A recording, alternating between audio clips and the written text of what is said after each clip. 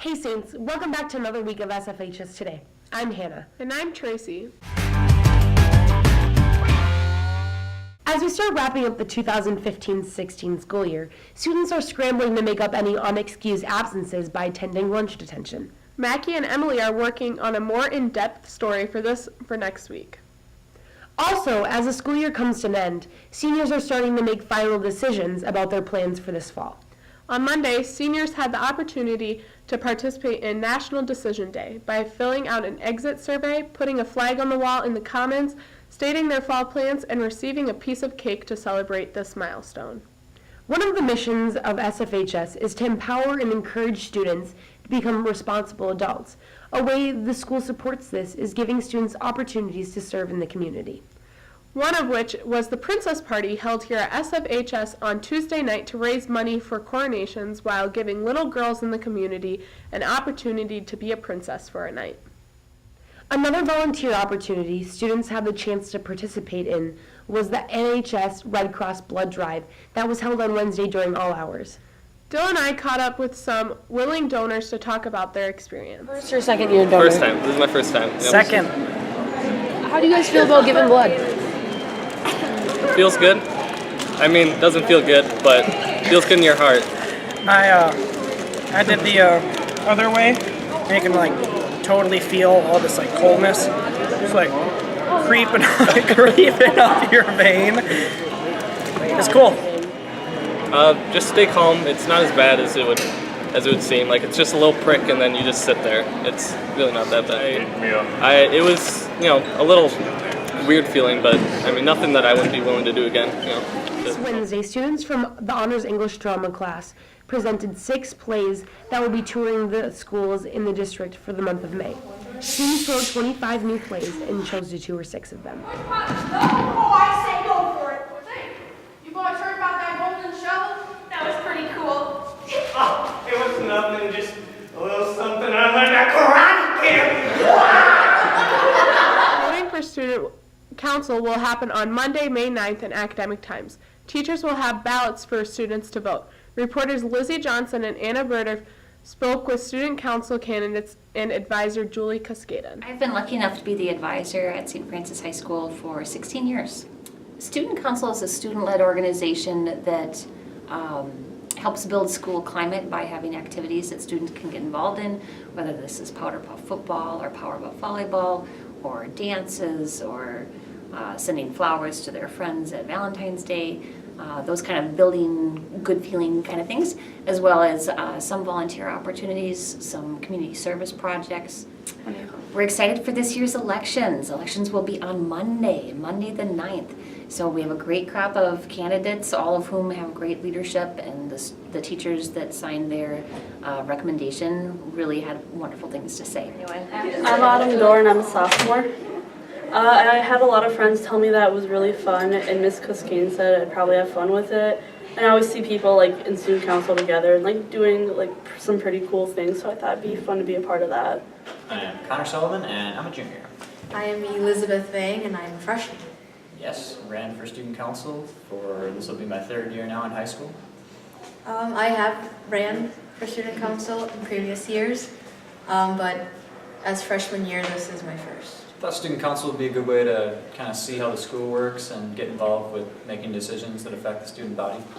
I decided to run for student council because I wanted to continue my student council years, or my student council career actually. It all started in 5th grade when I was encouraged to do it, and I was like, hey, why not do it? So I did it, and from there on I've been continuing it. And throughout middle school, I've done 3 years in middle school and hopefully 4 years in high school, continuing. Next week is Mental Health Awareness Week. Melanie and Misty spoke with some people about the importance of recognizing that mental illness affects many individuals and that isn't something to sweep under the rug. We also have a special public service announcement from Demi Lovato.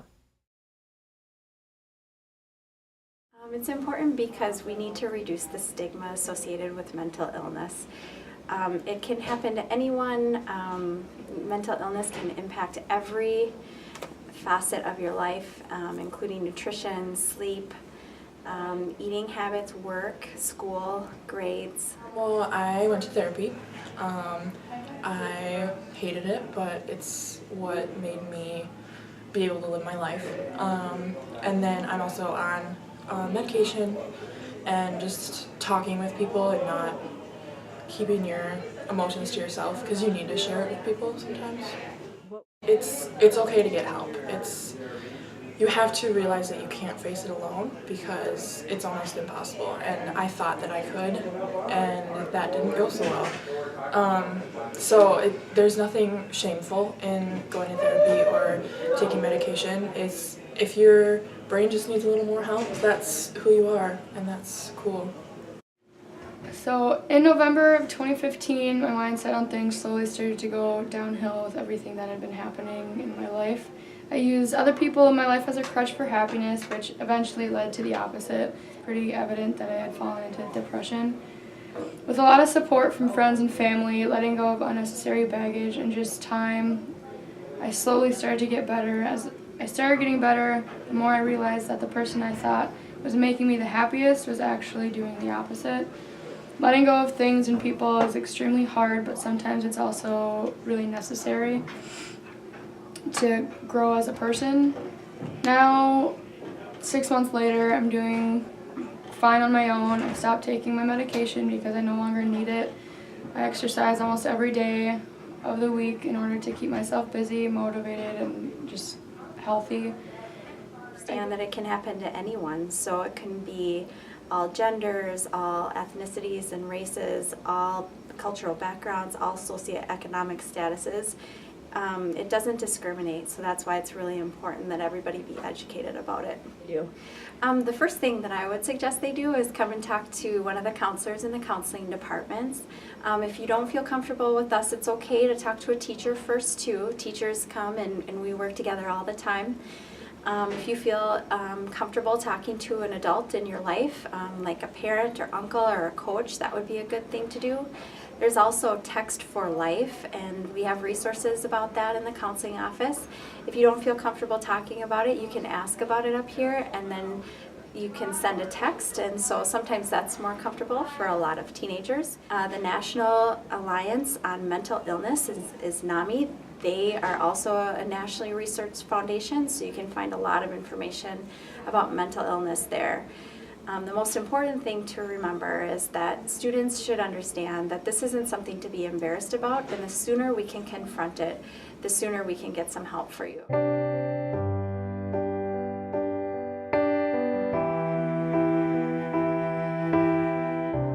I'm Demi Lovato. I'm a recording artist, author, songwriter, and actress. I'm also living with bipolar disorder. I've seen some dark times, especially with the depressive phase of the illness.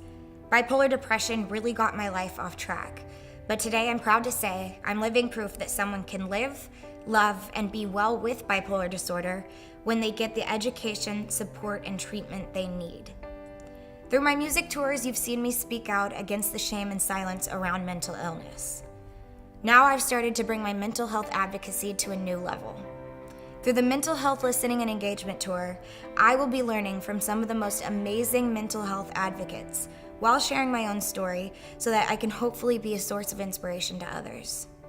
I want to shine a light on the people out there who, like me, are learning to live well with mental illness by getting the right diagnosis and finding the right treatment plan.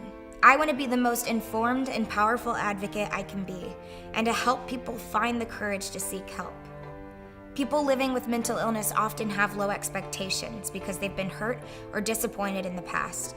I want to change that. Our society tends to shame or ignore those with mental illness, and I want to change that too.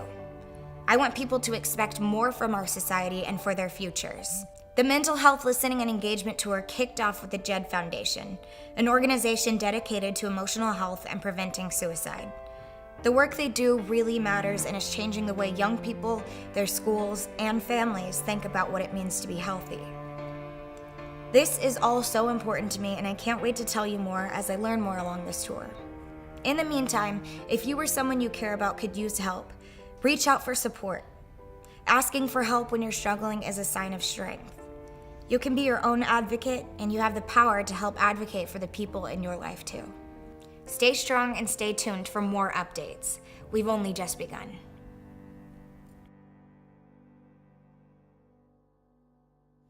Thursday was a big event with the mock car crash taking place in West Lot. We will have more on this next week. The broadcast crew was proud to be a part of this community awareness event.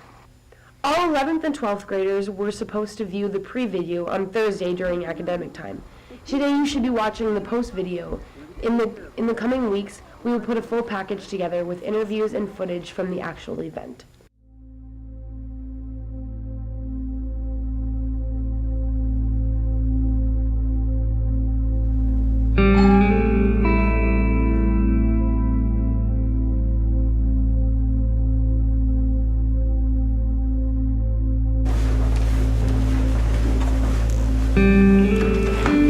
Hi, are you Teresa? Yes. Is your husband Troy home also? No. Okay.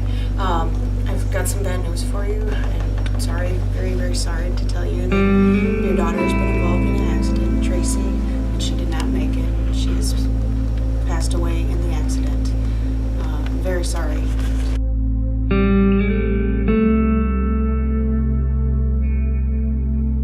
I never thought this would happen to me.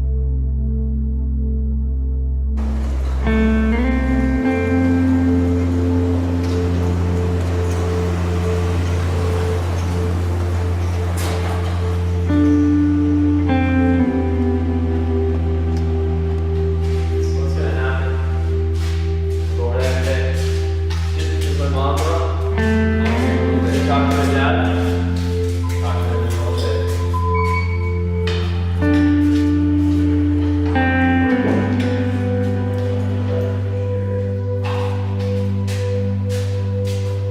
Take it easy. Yeah,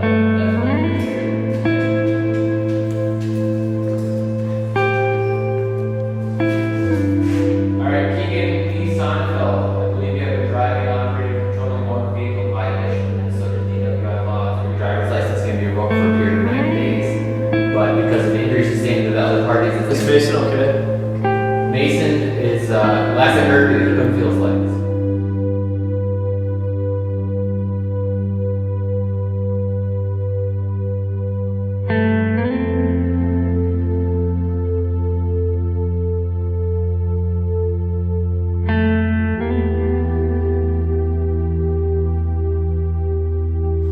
Keegan, you have the right to remain silent.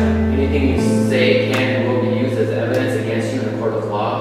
You have the right to talk to a lawyer now and have a lawyer present now or at any time during questioning. If you cannot afford a lawyer, one will be appointed for you without cost.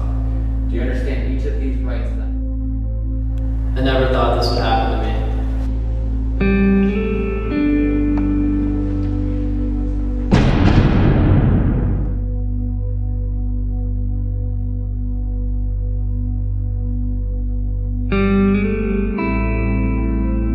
I never thought this would happen to me.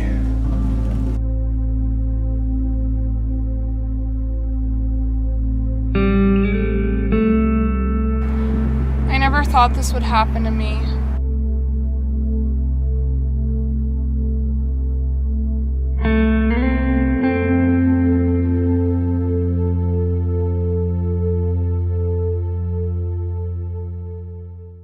We leave you this week with another installment of You Asked, We Answered, Random Question Thing, and Weather.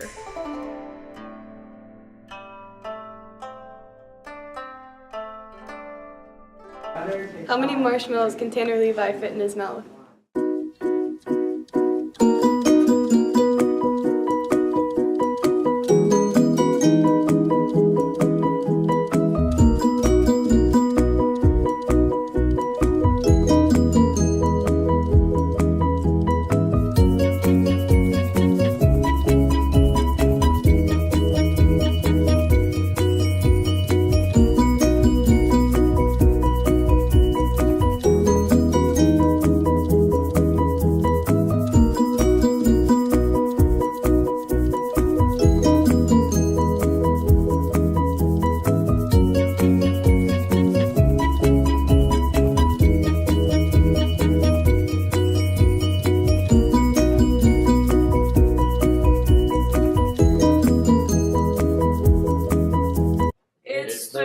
random question thing, ding.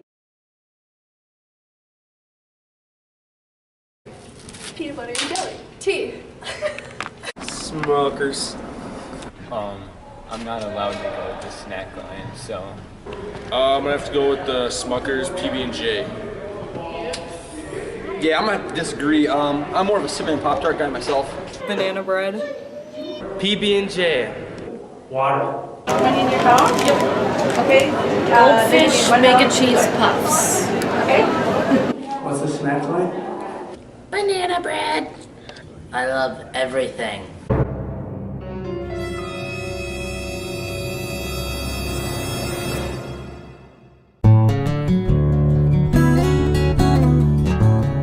Hi Saints, I'm Ethan. And I'm Tessa. Today is a high of 88, partly cloudy, with a chance of a thunderstorm and a low of 56. Saturday will be cloudy with a high of 71 and a low of 50. Sunday will be partly sunny with a high of 75 and a low of 41. Have a good weekend, Saints. That's all we have for you this week, Saints. Have a great weekend and stay safe on the roads.